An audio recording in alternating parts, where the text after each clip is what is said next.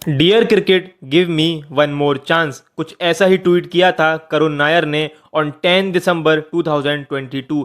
And जब लोगों ने ये ट्वीट देखा तो बहुत ज़्यादा स्पॉटलाइट गैदर किया करुण नायर ने, specially on social media regarding उनको फिर से चांस देना चाहिए for Indian test cricket team. Cut to year 2025, India versus England test series. And अब ऐसा लग रहा है कि शायद जितने चांसेस करुण नायर को क्रिकेट दे सकता था उतने दे चुका है। एंड क्या करुण नायर अपने करियर का वो आखिरी मौका गवा चुके हैं? हम अगर करुण नायर के टेस्ट स्टैट देखें तो उन्होंने 13 इनिंग्स में बनाए हैं 505 run for India with an average of 42.08। And suddenly ये स्टैट देखकर तो ऐसा लगता है कि करुण नायर के test career is very decent, in fact more than decent. लेकिन अब इसमें से अगर हम उनके 303 रन्स सब्ट्रैक्ट कर दें जो उन्होंने बनाए थे अगेंस्ट इंग्लैंड एट चिपक इन 2016, तो नायर के स्टैट्स एकदम से ही चेंज हो जाते हैं। बिकॉज फिर 12 इनिंग्स में करुण नायर बनाए हैं just 202 runs with a terrible average of 16.67, जो कि किसी भी स्टैंडर्ड से डिजर्विंग नहीं है to play more for Indian cricket team. And to be very honest, इस सीरीज में करुण नायर का रन्स नहीं बना पाना उनके लिए एक गोल्डन अपॉर्चुनिटी मिस्ड है। बिकॉज इधर उनको चांस मिला था over players like Sarfaraz Khan, Sai Sudarshan, Abhimanyu Eswaran, etcetera etcetera etcetera. और सबसे इंपॉर्टेंट ये चीज़ है the amount of good quality batting pitches India को मिली है इस सीरीज में टू स्कोर रन्स। बिकॉज अगर करुण को हटाकर बाकी इंडियन बैटर्स का परफॉर्मेंस देखें तो वो बहुत ज़्यादा अच्छा रहा है, चाहे यशस्वी जायसवाल हो, चाहे शुभमन गिल हो, चाहे केएल राहुल हो, चाहे ऋषभ पंत हो। बट करुण नायर ने वो चांसेस पूरी तरीके से मिस करे हैं, खासकर तब जब उनको ऑलमोस्ट हर इनिंग में एक अच्छा स्टार्ट मिला है।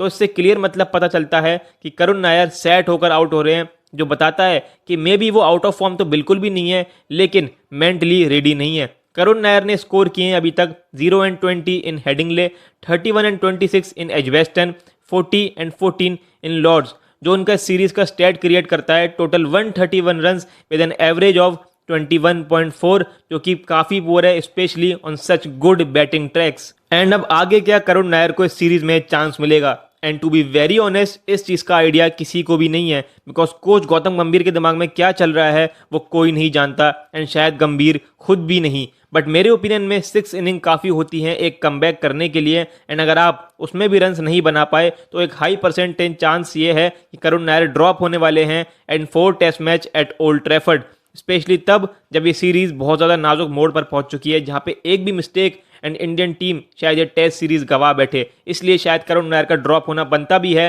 एंड और किसी यंगस्टर को चांस मिलना भी काफ़ी हाई चांसेस हैं।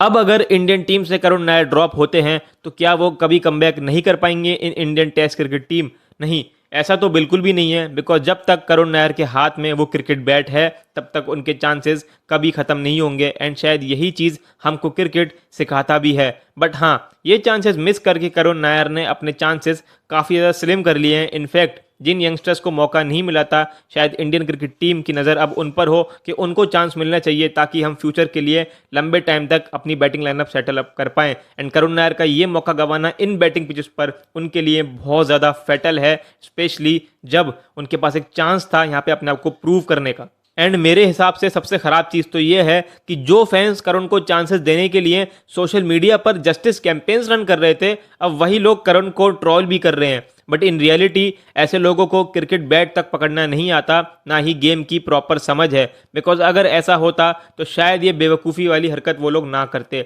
But in reality social media पर यही होता है, एक मिनट आप हीरो हो एंड अगले ही मिनट आप जीरो हो। बट एक रियल क्रिकेट फैन ऐसी हरकतें नहीं करेगा, हमेशा अप्रिशिएट करेगा करुण नायर ने जिस तरीके से कमबैक करा है, जिस तरीके से मेहनत करी है एंड कभी हार नहीं मानी अपने सपने के लिए, इंडियन टीम के लिए दोबारा खेलने का। एंड यही चीज़ बहुत ज़्यादा ज़रूरी है, बहुत ज़्यादा अप्रिशिएबल भी है जो करुण नायर ने करके दिखाया है। भले ही वो इंडियन टीम में आके कंसिस्टेंटली परफॉर्म ना कर पाए, बट स्टिल वो लगे रहे, मेहनत करते रहे एंड उन्होंने एटलीस्ट एक छोटा कमबैक तो कर ही लिया।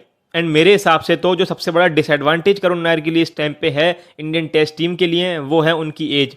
करुण नायर ऑलरेडी 33 ईयर्स के हो चुके हैं एंड जो उनकी कंपटीशन में जो यंगस्टर्स हैं, चाहे वो देवदत्त पडिक्कल हो, चाहे वो साई सुदर्शन हो, चाहे वो सरफराज खान हो, वो काफ़ी ज़्यादा यंग हैं। तो ये सबसे ज़्यादा करुण नायर के लिए दिक्कत है, क्योंकि अब टीम मैनेजमेंट भी यही सोचेगा कि करुण नायर को इतने मौके हम दे चुके हैं, उन्होंने ऐसा कुछ करके दिखाया नहीं कि हम उनको और मौके दें, तो बाकी यंगस्टर्स जो हैं उनको मौका दिया जाए। एंड यंगस्टर्स अगर स्टार्टिंग में परफॉर्म नहीं भी कर पाते तो भी उनके पास कमबैक करने के मौके होंगे। बट यहाँ से करुण नायर के लिए कमबैक करना इसलिए थोड़ा मुश्किल है क्योंकि उनकी एज यहाँ पे उनका साथ नहीं दे पाएगी, क्योंकि 33 आप ऑलरेडी एज है। अगर आप अब टीम से बाहर जाते हो, 35 36 में आना, मैं यूँ नहीं बोल रहा इम्पॉसिबल है, बट काफ़ी ज़्यादा मुश्किल होगा एंड इसके लिए एक अलग लेवल की कमिटमेंट चाहिए होगी। बट हम ये चीज़ नहीं बोलें कि अभी करुण नायर इंडियन टीम में ही है एंड हो सकता है उनको ओल्ड ट्रैफर्ड में 4 टेस्ट मैच जो होगा उसके अंदर मौका मिल जाए एंड वहाँ पे वो परफॉर्म कर दें, क्योंकि हम तो यही चाहते हैं कि इस कमबैक को पूरी तरीके से सफल बनाया जाए।